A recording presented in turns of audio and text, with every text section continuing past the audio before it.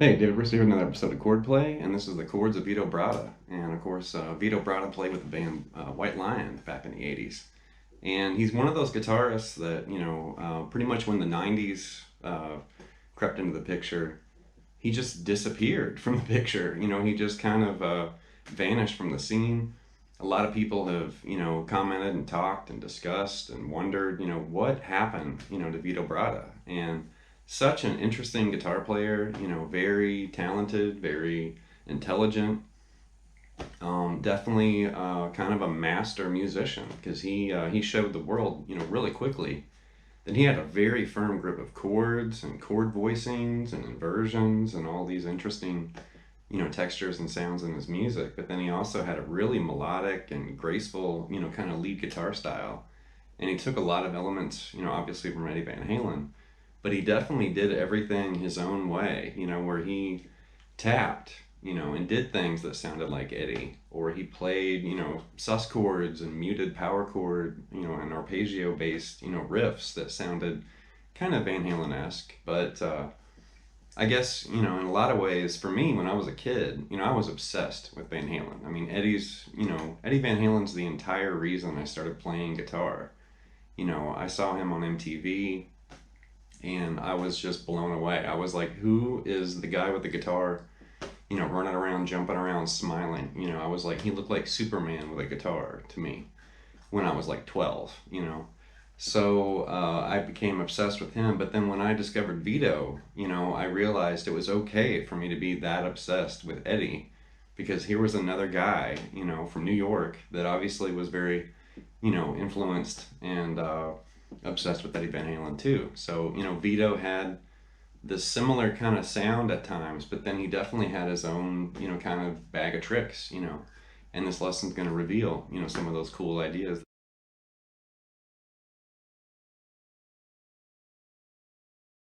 Okay, with the opening jam there on acoustic and then it switched to electric, obviously that was All You Need Is Rock and Roll.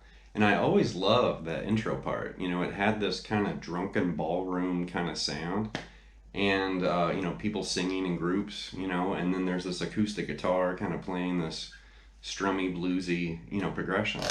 So that acoustic part, I'm not going to switch back, but the acoustic part, it's really just flirting with A7, and then you're sliding into an A7, almost like a little bit of Red House happening there, but it's different.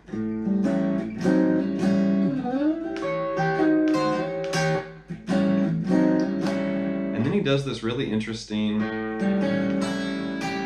where it's A7, but it's fretted and fingered in an interesting way, and he's got the open high E string in there too. So that's one thing about Vito's music, when you start diving into some of his songs.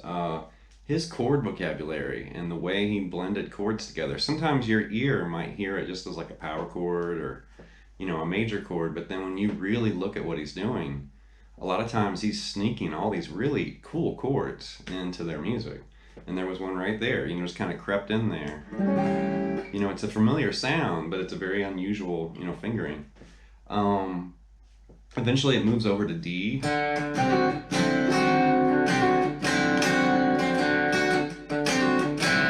D7, rather. And you could also play that down here. I just like the way it sounds here a little bit better. I think it has a better tone. And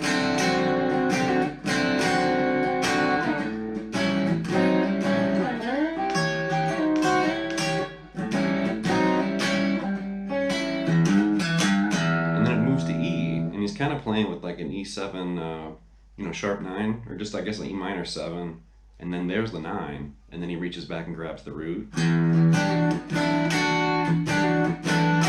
So he's kind of mimicking, the little lick that he did on D7, but he's doing it in E, which is really cool. And then of course the riff moves into the electric part.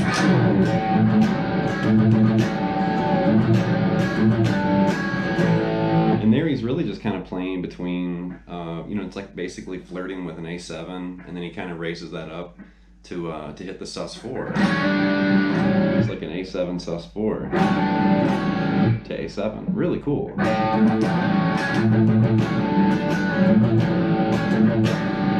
And then he strikes those chords almost like he's doing, you know, D to A, but he's doing it like that, which is really kind of a cool way to, you know, bring out the sound of those chords.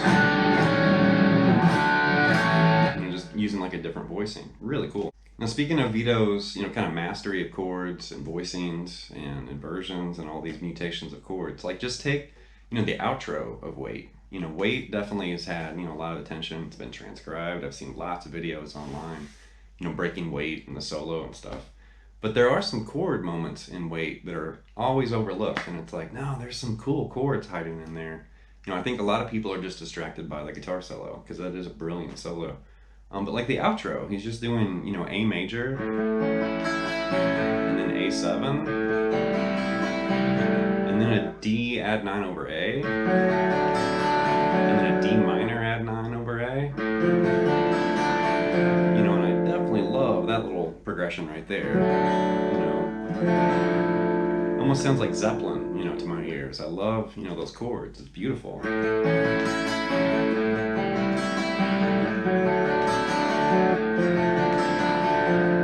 Really cool. Now from the same song, another part that a lot of people overlook in Wait is the bridge. And the bridge is kind of buried. There's two guitar parts. There's the electric part, and then if you listen, I think it's a 12-string. It's like a clean 12-string electric part, or it could be a 12-string acoustic. I'm not really sure. But there's this shimmery chord progression, and you kind of lose it, you know, in the mix. And I've seen a lot of transcriptions online of this song and people kind of playing this song, and they never get this part right because it's really different.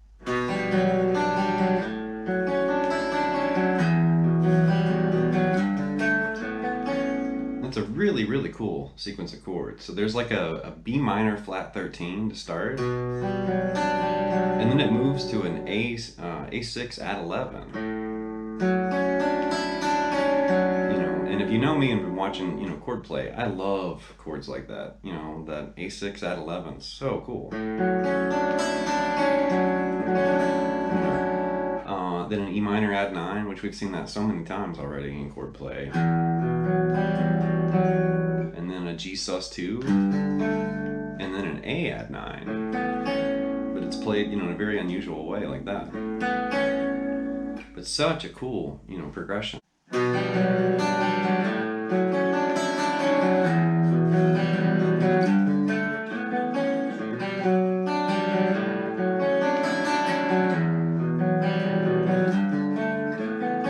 Such a cool chord progression. I love that. And the next example comes from the song Going Home Tonight, and this is really cool because he's really playing with a 3-chord progression, you know, A, D, and E, you know, which your ear should definitely recognize that. I mean, that's just a 1, 4, 5, and A. That's very common. But then the way he plays the chords is a little unusual. So he's kind of using like inversions and slash chords. And if you haven't seen it yet, that 70s chord, you know, one of my earlier, you know, Chordplay episodes, you know, we discussed that chord a lot because that is that 70s chord, you know, that kind of inversion shape. But he's sliding into that A, and then he's basically using like a partial D there and sliding into D major, which is really cool.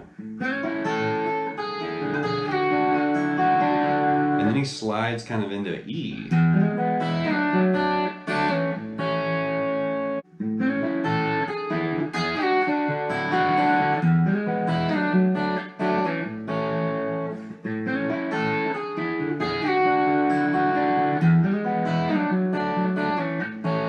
Really cool guitar part, and it's all slippery the way he slides between those chords.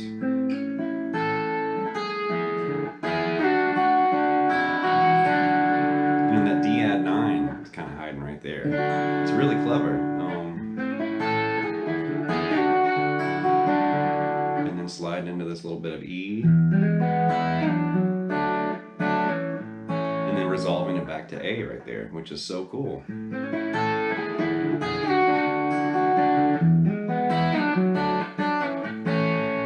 So it's like a chord progression, but there's a melody happening, you know, at the same time. So it's a melodic, you know, chord progression, which is so cool. You know, it's way beyond just banging out some chords. And there's a lot of thought, you know, put into that right there. It's really cool. All right, the last example here is from Lonely Nights, which is going back to the Pride album again.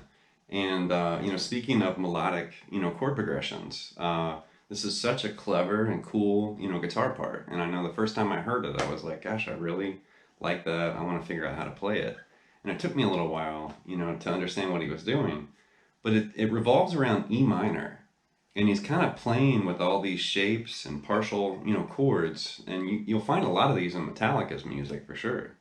But, you know, there's a clean kind of intro. I think it's actually on an acoustic, you know, with kind of a big, you know, roomy reverb and some chorus. But it sounds something like this.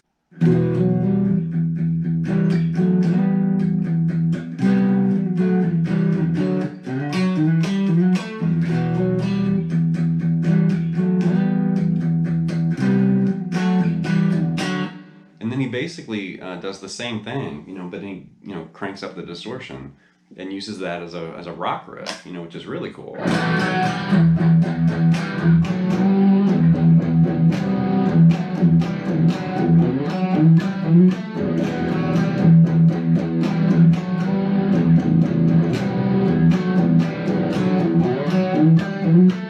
And I love the way he's, you know, using chords, but he's playing a melody, right?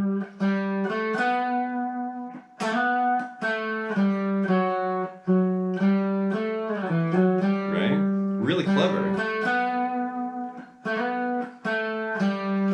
But then, you know, mixing that in with those chords, it comes to life.